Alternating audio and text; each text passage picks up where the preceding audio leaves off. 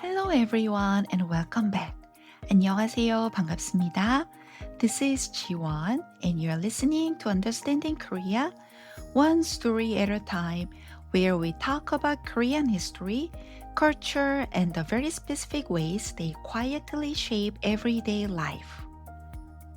This week, we are continuing our series on Korean pleasure. Why enjoyment in Korea so often comes with a reason, a function, or a relationship attached to it. Last week, I asked the question, does Korea even have a food that exists purely for pleasure? You responded beautifully. And today, I want to sit with what those responses were actually showing us. Because I think they were pointing to something bigger than a list of favorite snacks. So let's get into it. When the responses came in, the usual suspects appeared right away. Tteokbokki, bingsu, fried chicken and beer, convenience store ramyeon, and midnight. And I loved every single answer. But what stopped me, what made me put my phone down for a second, was not the food itself. It was the way people framed it. They were not just saying, I love this because it tastes good. They were saying things like, my dad used to bring this home on cold evenings. Or, my friends and I always stopped there after school. Or, someone walked into the office carrying a warm bag and suddenly the whole room changed. That was the real clue. The story is not simply about which foods are pleasurable. It is about where the pleasure actually lives. And for many Koreans, it does not live in the food alone. It lives in the scene around it. Let me start with tteokbokki because it took me somewhere personal. For listeners who may not know it, tteokbokki is chewy rice cakes in a sweet and spicy red pepper sauce, usually served with fish cake and sometimes vegetables or fried snacks on the side. It is one of Korea's most iconic street foods, and for many Koreans, it is inseparable from childhood and adolescence. I went to elementary school in Korea, started middle school there, and then my whole family moved to Thailand. I cannot tell you exactly what grade it started in, but at some point, eating tteokbokki after school just became the thing you did. A group of us would stop at the munbanggu, the stationery store near the school gate, and eat before heading home. Now, if you did not grow up in Korea, that sentence may need a little unpacking. Munbanggu, literally a stationery store, was never just a stationery store. It was an entire ecosystem. You went there for notebooks and pencils, yes, but you also went there for small toys, trading cards, and especially 불량식품, literally low quality food. That was the official term for the cheap, brightly colored, aggressively flavorful snacks that parents disapproved of and children absolutely loved. And often, right outside the store, perfectly positioned for passing students, there would be tteokbokki. You'd get it on a plate if you were staying there to eat, but you'd grab it in a paper cup if you wanted to eat while walking back home. For me, that is childhood. Looking back, the munbanggu after school was almost a social institution.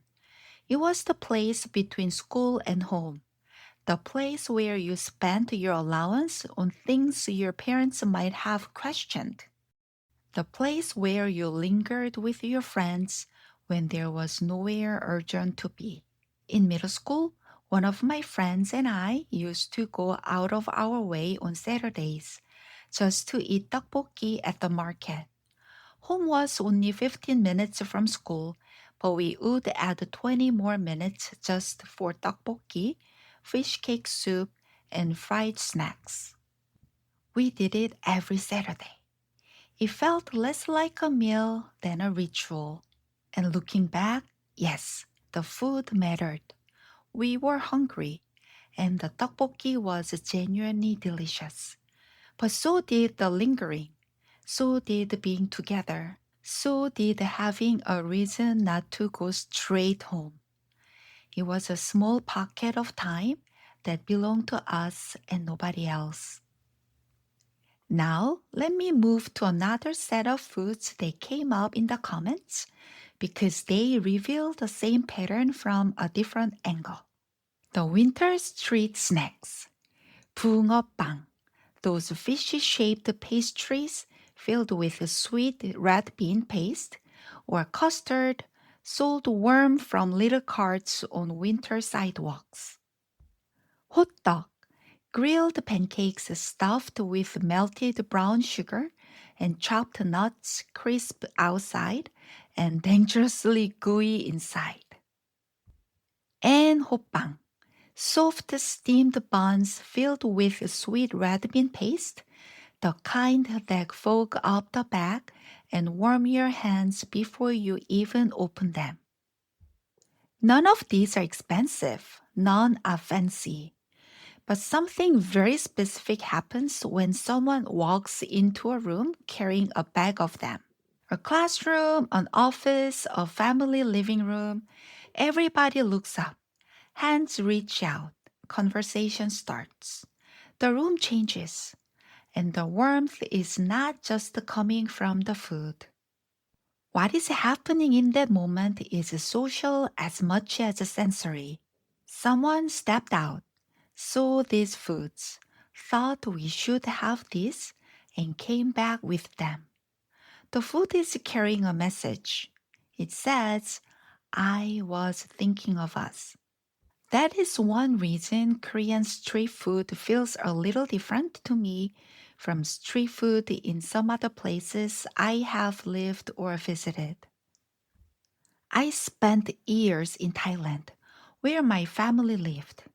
Thai street food is extraordinary, and in many places it functions as daily infrastructure. In parts of Bangkok, especially in older apartments, kitchens are minimal or absent because the assumption is simple. You eat outside. Street food is a meal. Korea has that too. Korean street food can absolutely be a full meal. But very often, it also does something else. It creates a pause, a brief shelter inside the day. One reader compared Korean street food to Taiwan's night markets, and I thought that was such an interesting comparison. I have been to Taiwan twice, and I loved those night markets. They pull you outward. They turn the evening into motion, abundance, and collective appetite. Korean street food often feels quieter to me, less like a fist spilling into the street and more like a small weather bound intermission. A little warmth, a little standing around, a little talking, then back into the cold. Not lesser, just different. And that idea of pause made me think about something a reader sent me after last week's post. She shared her thoughts on 막걸리, 파전, and 세참, the traditional mid-labor snack break taken in the fields. She observed that the meaning of this pause shifts depending on the context of the work. If you're working your own land for your family, the snack feels like rest delivered by those who love you. But if you're working under someone else's command, it can feel like time briefly stolen back. That distinction really stayed with me. It explains why certain food moments in Korea feel so emotionally charged. They aren't just about hunger. They represent a temporary suspension of demand. For a few minutes, no one is asking you to produce, hurry, or perform. You just stand there, eat something warm, and exist with other people. Now, let me bring this back to something more ordinary ramen. According to the World Instant Noodles Association, Koreans consumed an average of 79 packs of ramen per person in 2024. That comes out to roughly once every 4 or 5 days. But what interests me here is not just how often Koreans eat ramen. It is how often Koreans hover around it. Someone makes a bowl late at night, and suddenly there is a presence at their elbow. 한 입만, just one bite. This is practically its own social institution in Korea.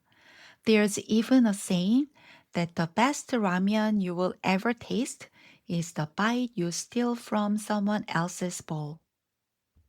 From the outside, this may seem mildly ridiculous. Why not just make your own? Why can the person eating not be left in peace? But that misses the point entirely. The point is not the noodles. The point is the intimacy. Who gets to ask? Who gets to refuse? Who laughs when someone takes a much bigger one bite than promised? The bite matters less than what it reveals. How close are we really? Can I reach into your bowl? In that sense, even instant noodles become a kind of social technology. So, what does all of this add up to? I think what your comments were really telling me through the tteokbokki memories, the winter snack rituals, and the stolen bites of ramen is this. For many Koreans, food is not just nourishment. It is one of the main ways relationships are expressed and maintained. Think about how this works in everyday life. When a Korean person cares about you, they feed you. When they worry about you, one of the first things they ask is 밥 먹었어? Did you eat? But in Korean, that question carries far more weight than a literal question about your last meal. When they want to apologize, they buy you food. When they celebrate, they gather people around the table. When they cannot quite find the words for I love you, they put the best piece on your plate. The scholar Jeong has written that Korean food culture has historically been shaped not only through aesthetics, but through categories like power, medicine, and Jeong. That dance almost impossible to translate feeling of affection, attachment, and emotional bond that forms slowly through shared time and experience. Last week, I was focused on the medicine part. This week, I keep coming back to Jeong. Because Korean food does not only speak the language of recovery, it also speaks the language of relation. And Korean dining is built for that. The table is structured around shared dishes, communal side dishes, and stew that everyone dips into together. You do not get your own separate plate of banchan. The meal format itself performs togetherness. When one reader mentioned dried squid, I thought it was a perfect example. In Korea, dried squid and tripo, pressed and seasoned dried filefish, are humble, chewy, salty snacks. Historically, they belong to the world of anju, the foods eaten alongside drinks, conversation, and long evenings. They slow you down. They keep your mouth busy and the evening open. They are foods built for lingering. I grew up eating dried squid and tripo constantly. My father loved them both, and because of him, so did all of us. No matter how many times we moved, one image remains constant across every house I grew up in. The whole family sitting in front of the television together, pulling apart dried squid and tripo. That scene belongs to every home I remember. Even now, on a hard day, one of my favorite small happiness is sitting with my husband late at night with tripo and a cold beer and just talking. Our daughter loves tripo too. Sometimes we skip popcorn entirely and put out tripo for family movie nights or board games. And when I think about it, those snacks always appear at the moments when we are simply together. Not doing anything productive, not going anywhere, just sharing space, sharing time, and having something to chew on. Now, some of you may be listening to all of this and thinking, what about 혼밥? What about the fact that more and more Koreans are eating alone? And you are absolutely right to raise that. 혼밥, literally eating alone, has become increasingly common in Korea, especially among younger people and city dwellers. In a food culture this relational, the rise of solo dining raises fascinating questions. What does it mean to eat alone when eating together has historically been so central? Is 혼밥 a form of independence, loneliness, practical necessity? I want to explore that properly in a future episode. But for now, I want to leave you with one observation. As more Koreans eat alone, millions of them also watch mukbang, strangers eating on video. Mukbang is enormous in Korea, and of course, it has spread internationally too. People all over the world now watch someone eat kimchi jjigae or ramyeon or 10 portions of tteokbokki, often in real time, often while talking. And I think that pairing tells us something. The relational hunger does not disappear when people eat alone. It simply finds other forms. That connection that once happened around a shared table gets displaced to a screen, to a stranger's bowl, to the parasocial feeling of eating alongside someone who is not physically there. We will get there. So, to bring this week together, what I wanted to show you is that in Korea, the pleasure of food is very rarely sealed inside taste alone. It comes braided with timing, weather, memory, and relationship. The sweetness of hotteok is one thing. The deeper pleasure is that someone arrived holding it. Korean food often speaks two languages at once. It speaks the language of function, recovery, endurance, care, repair. And it speaks the language of relation, Jeong, togetherness, and those small gestures that say, I was thinking of you, without using those exact words. Next week, I'm going to bring you a book that helps explain a lot of this. It's called Why Do Koreans Eat Like This? 한국인은 왜 이렇게 먹을까? And it explores the historical, cultural, and philosophical roots of exactly the things we've been talking about. I will do a full review and share the parts I think this community will find the most interesting.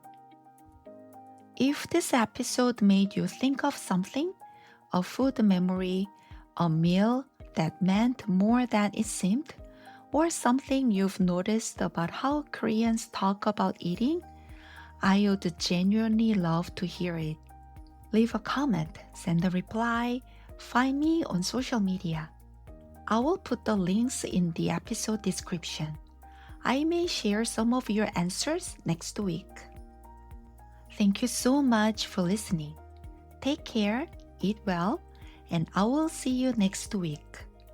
오늘도 들어주셔서 감사합니다. 다음 주에 만나요. Bye!